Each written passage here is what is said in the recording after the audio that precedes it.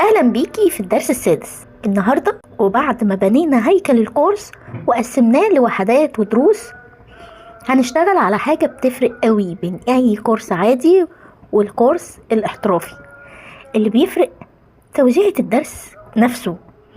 يعني الدرس ما ينفعش يكون كله شرح شرح شرح، لازم جوه الدرس سؤال بسيط، تطبيق صغير، ترتيب للأفكار، دعم شخصي أو تفكير إيجابي.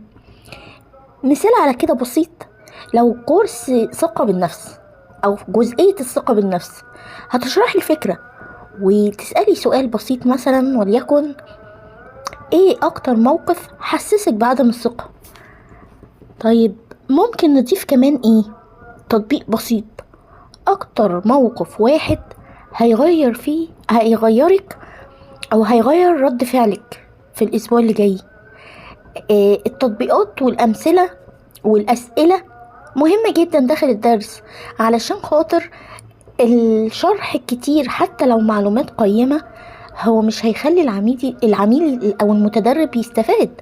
هو لازم يعرف الشرح ده أو المعلومات دي هيستفيد منها ازاي يدخلها جوه حياته.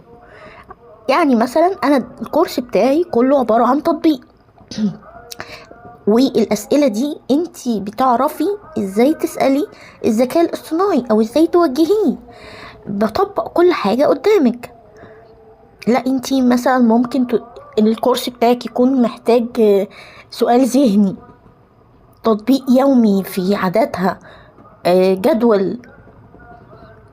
الطابع الشخصي مهم جدا، انتي اللي بتنوعي الدروس. خلي بالك ان الدرس لازم يطلع باسلوبك، احساسك، طريقتك، امثلتك انتي في النوع بتاعك، سواء نفسي، سواء اسري، سواء شركات، اسلوب حياة. لازم يكون الكورس او الدروس او الامثلة او الاسئلة منك، من اسلوبك، علشان تميزي نفسك وتحسي انك بتعملي حاجة ممكن نخليها او نقول عنها يمثلك. يعني دي اكتر حاجة في ذهني حاليا. عايزين حاجة او الكورس او الدرس يكون بيمثلك انتي. الذكاء الاصطناعي هو قوي بس محتاج خبرتنا وتوجيهاتنا. لو لقينا حتة في الدرس اللي هو كتبه مش عجبانا، لا بنشيلها زي ما انا عملت في هيكل الكورس. لا انا لقيت حاجات كتير، علشان كده الدرس كان طويل، شلت حاجات كتير، لغيت حاجات، ضفت حاجات.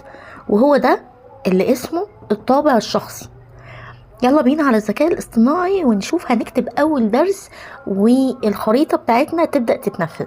ده كان جزء بسيط جدا من الشرح النظري، اما العملي بيكون تطبيق قدامك على الموبايل خطوة بخطوة.